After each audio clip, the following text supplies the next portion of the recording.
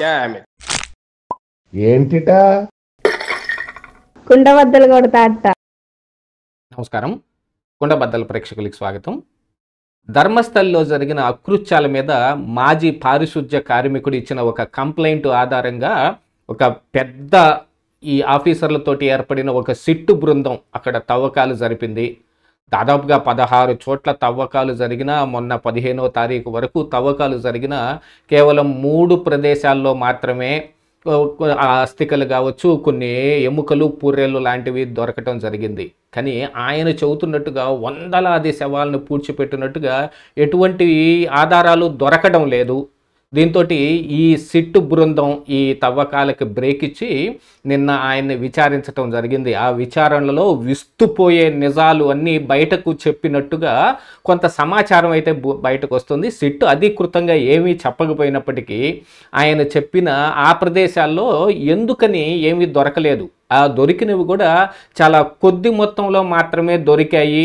ఆయన చెబుతున్న దాని ప్రకారంగా అయితే విస్తృతంగా ఉండాల్సిన అవసరం ఉంది. మరి ఆ మాత్రంలో ఎందుకు దొరకలేదు, ఆయన ఆ కంప్లైంట్ ఇవ్వటం వెనుకున్న ఉద్దేశం ఏముంది, దాని వెనుకున్న ప్రోద్బలం ఏమిటి, ఎవరు ఇక్కడ పెద్ద కుట్రకు తెర తీశారు, ఎవరు ఈ పని చేసుండే అవకాశం ఉంది అనేది ఈ వీడియోలో నేను మీకు పూర్తిగా వివరించే ప్రయత్నం చేస్తాను. వీడియో నచ్చితే కనుక ఖచ్చితంగా లైక్ చేయండి, ఇంకా 10 మందికి షేర్ చేయండి. ధర్మస్థల్లో జరిగిన ఈ అకృత్యాలు వీటన్నిటి మీద ఆ పారిశుధ్య కార్మికుడు ఇచ్చిన ఆ కంప్లైంట్ ఆధారంగా సిట్టు బృందం తవ్వకాలు చేపట్టింది. ఆ రోజు నుంచి అసలు సుప్రీంకోర్టు ఆదేశాలు ఉన్నప్పటికీ కూడా విస్తృతంగా ఈ సోషల్ మీడియాలో కావచ్చు, ఇంకా మెయిన్ మీడియాలో కూడా వందలాది శవాలు బయటకు వస్తూ ఉన్నాయి. అదిగో పలానా ఐడెంటిఫికేషన్ ఐడి కార్డు దొరికింది, ఇదిగో ఆధార్ కార్డు దొరికింది, అదిగో పాన్ కార్డు దొరికింది, ఇచ్చాది నానా రకాలైన వార్తలన్నీ ప్రజల్ని భయాందోళనకు గురి చేశాయి. నిజంగానే అక్కడ ఆయన చెప్పిన పని జరిగిందేమో అనే అనుమానం వచ్చే విధంగా ప్రవర్తన అంతా జరిగింది.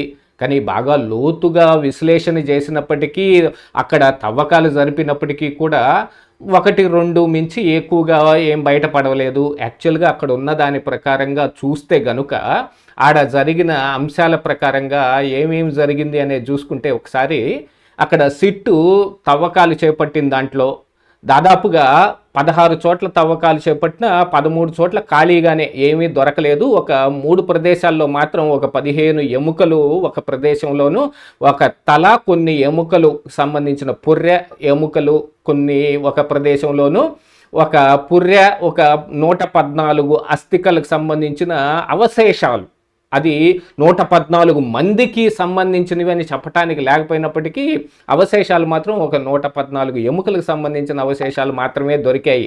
ఇక్కడ అంతకు మించి గొప్పగా దొరికింది ఏదీ లేదు. దాదాపుగా ఇక్కడ చూసుకుంటే కనుక 11 ప్రదేశాల్లో తవ్వకాలు పూర్తయినప్పటికీ 9 ప్రదేశాల్లో ఏమీ కనిపించలేదు. ఒక చోట అంటే ఆయన మార్క్ పెట్టిన దాంట్లో 6వ ప్రదేశంలో సగభాగం ఎముకలు కనపడ్డాయి. 11వ ప్రదేశంలో ఒక తల, దాంతో పాటుగా ఎముకలు. ఇక తర్వాత 13వ నెంబర్ ప్రదేశం అని చెబుతున్నట్టుగా ఉన్న దాంట్లో కొన్ని ఈ అస్థికల తాలూకు అవశేషాలు కనపడ్డాయి. వీటన్నిటి ఆధారంగా చూస్తే అక్కడ ఏమీ జరగనట్టుగానే కనపడుతుంది. కానీ మీడియాలో జరిగిన విస్తృత ప్రచారం మొత్తం ఒక ఎత్తు అయితే, అసలు ఇది గత సంవత్సరాలుగానే ఈ ప్రచారం నడుస్తూ వస్తుంది. దీనికి ఎవరైనా ముగింపు దశ పలకాలి అని ఇలాంటి ప్లాన్ చేశారనే దాని మీద చూసుకుంటే కనుక ఈరోజు బయటకు వస్తున్న వార్తల ప్రకారంగా చూస్తే, ఇదిగో ఇక్కడ ఆంధ్రజ్యోతిలో వచ్చిన ఈ ఆర్టికల్ మనం ఒకసారి చూసామంటే కనుక, ధర్మస్థలి వివాదంలో కీలక మలుపు, ఫిర్యాదు వెనుక ఇతరుల ప్రోద్బలం, చట్ట విరుద్ధంగా మృతదేహాలు పాతిపెట్టినట్లుగా చెప్పాలని ఒత్తిడి, సిట్టు ఎదుట ఈ మాజీ కార్మికుడు వెల్లడి.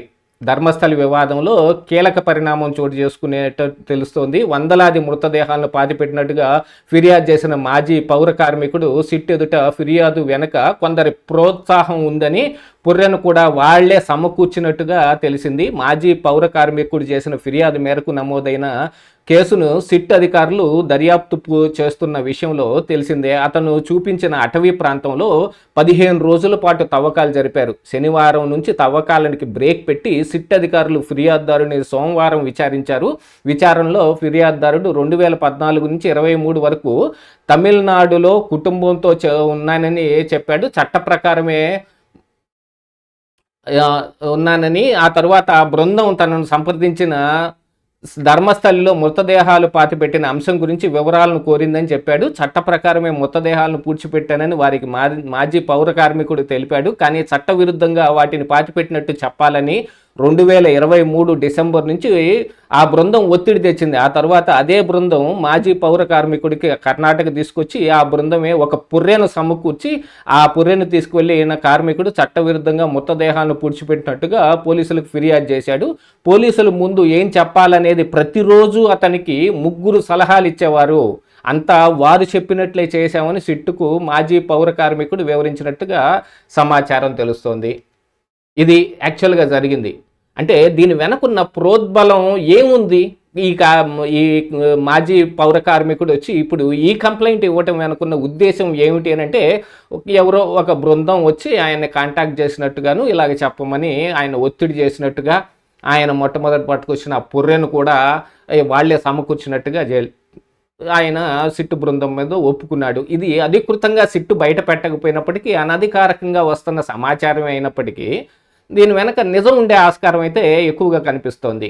ఎందుకంటే ఈ ధర్మస్థలిలో ఈయన చెప్పినప్పటి నుంచే కాకుండా గత చాలా సంవత్సరాలుగా అక్కడ చాలా అకృత్యాలు జరుగుతున్నాయి, రేపులు చేయబడి ఆడవాళ్ల బాడీలు నగ్నంగా పూడ్చిపెట్టబడుతున్నాయని విస్తృత ప్రచారం అయితే జరుగుతుంది. మరి ఆ ప్రచారం మొత్తానికి తెర తీయాలని ఎవరైనా చేశారా? ఎందుకంటే ఇక్కడ నిజంగానే జరిగితే ఇలా ఎవరైనా వచ్చి కంప్లైంట్ ఇచ్చినప్పుడు దానికి సిట్టు బృందమో లేకపోతే పోలీసులో ఒక ఏర్పాట్లు చేసి తవ్వకాలు జరిగితే, నిజంగానే శవాలు బయటపడితే, వాళ్ళు అనుకున్న దాని ప్రకారంగా అక్కడ శవాలు దొరికితే గనుక దీనికి ఒక ఫైనల్ కంక్లూషన్ వస్తుందని కొంతమంది చేసే అవకాశం ఉంది. అలాంటి ఒక బృందం ఈయన్ని కాంటాక్ట్ చేసి చేయించారు అని అనుకుంటానికి ఒక ఆస్కారం ఉంటే, ఇందులో రాజకీయపరమైన ప్రోద్బలం ఇప్పుడు అక్కడ ఉన్న ప్రభుత్వానికి మరి కేంద్రంలో ఉన్న ప్రభుత్వానికి ఉప్పు నిప్పుగా ఉంది. దాంతోపాటుగా ఈ కర్ణాటకలో ఇటు కాంగ్రెస్ కావచ్చు, అటు బీజేపీ కావచ్చు, ఇద్దరు పోటాపోటీగా ఉన్న వ్యవహారం ఒకటి నడుస్తుంటే ఇందులో రాజకీయ ప్రోద్బలం ఏమైనా ఉందా?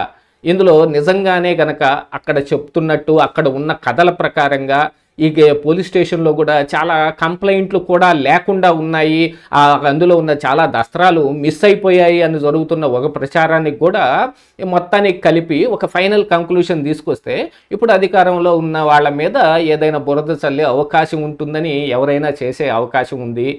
ఇలాగా రాజకీయపరమైన కోణంలోనూ లేకపోతే సాంఘికపరమైన కోణంలో నిజంగా అక్కడ ఏదైనా జరిగి ఉందేమో, ఇప్పుడున్న ఈ కథలన్నీ ఎందుకు వస్తాయి, చాలామంది ఆరోపణలు ఎందుకు చేస్తూ ఉన్నారు, ఏదైనా ఒకటి చేస్తే ఇందులో ఇప్పుడు ఈ మాజీ పౌర కార్మికుడు వచ్చి కంప్లైంట్ ఇచ్చిన దానిలాగా ఇస్తే అందులో తవ్వకాలు జరపటం మూలాన అసలు నిజం బయటపడిపోతుంది. శవాలు బయటపడతాయో పడవో కానీ నిజమైతే బయటపడుతుంది అనేది వాళ్ళు ఊహించుండొచ్చు. కానీ ఇక్కడ జరిగిన కుట్ర మాత్రం బయటకు వచ్చే విధంగా కనిపిస్తోంది. ఆడ అనుకున్నంతగాను మీడియాలో ప్రచారం జరిగినంతగా ఏమీ జరగలేదనేది మాత్రం ప్రస్తుతానికి అర్థమవుతోంది. ఇదే ఈరోజు కుండబద్దలు.